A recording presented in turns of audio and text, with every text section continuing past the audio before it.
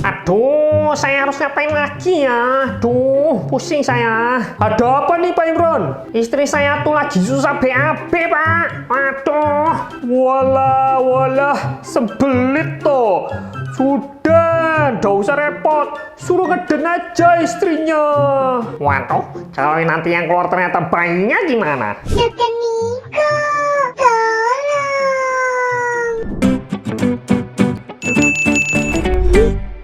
Hai Smart Moms, welcome back to Dr. Niko Channel. Hari ini kita akan bahas tentang sembelit dalam kehamilan. Sembelit atau konstipasi sebenarnya adalah gangguan pada usus di mana tinja sulit dikeluarkan, sehingga tinja lebih banyak menumpuk di dalam usus. Pada ibu hamil, gangguan pasase ini terjadi karena hormon progesteron yang meningkat dan menyebabkan gerakan usus berkurang. Kondisi ini memang sering terjadi pada ibu hamil, terutama pada trimester pertama, di mana selain terjadi peningkatan progesteron yang menyebabkan gangguan peristaltik atau gerakan usus tadi, juga disebabkan karena asupan ibu hamil yang menurun pada saat trimester pertama karena disebabkan oleh mual muntah, sehingga ibu hamil tidak bernafsu makan dan jumlah asupan makanan yang masuk hanya sedikit. Hal ini menyebabkan usus semakin kembung dan akhirnya konstipasi lebih tidak nyaman untuk ibu hamil. Selain karena peningkatan progesteron tadi yang menyebabkan gangguan peristaltik atau gerakan usus, rahim yang membesar juga bisa menghambat pengeluaran tinja, terutama pada trimester kedua ataupun trimester ketiga. Terus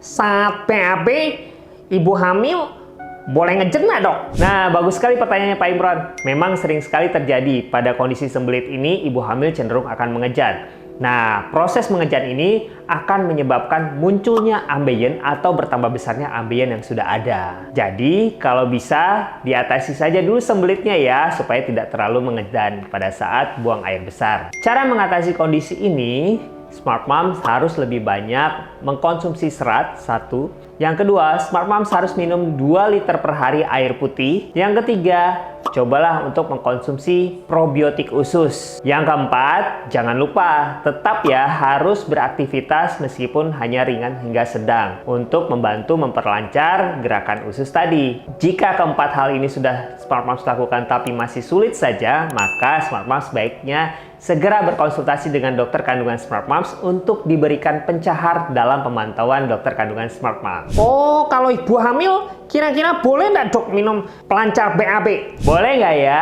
Smart Moms harus pintar-pintar menilai komposisi yang ada di minuman-minuman tersebut. Jika tidak mengandung zat-zat berbahaya dan hanya mengandung serat saja, boleh-boleh saja kok. Tetapi hati-hati juga pada minuman-minuman yang bersifat pencahar. Nah, kalau untuk pencahar ini sebaiknya Smart Moms harus berkonsultasi dengan dokter kandungan Smart Moms dan diminum dalam pemantauan dokter kandungan Smart Moms. Tapi Smart Moms nggak perlu khawatir karena kondisi sembelit ini tidak berbahaya untuk janin, hanya membuat Smart Moms lebih tidak nyaman, terutama kalau semakin kembung karena Smart Moms tidak mengkonsumsi makanan dengan baik. Oleh karena itu, sangat disarankan pada ibu hamil trimester pertama untuk mengkonsumsi makanan sedikit tapi sering. Jangan lebih dari 4 jam ya, karena kalau sudah lebih dari 4 jam, lambung Smart Moms pasti sudah kosong. Jadi sebaiknya konsumsilah makanan dalam porsi yang sedikit tetapi sering 2-3 jam sekali. Paham kan? Paham kan? Kalau Smart Mom masih punya pertanyaan lagi, boleh nih tulis di kolom komentar di bawah atau kunjungi Instagram saya di Nicholas_SPOG.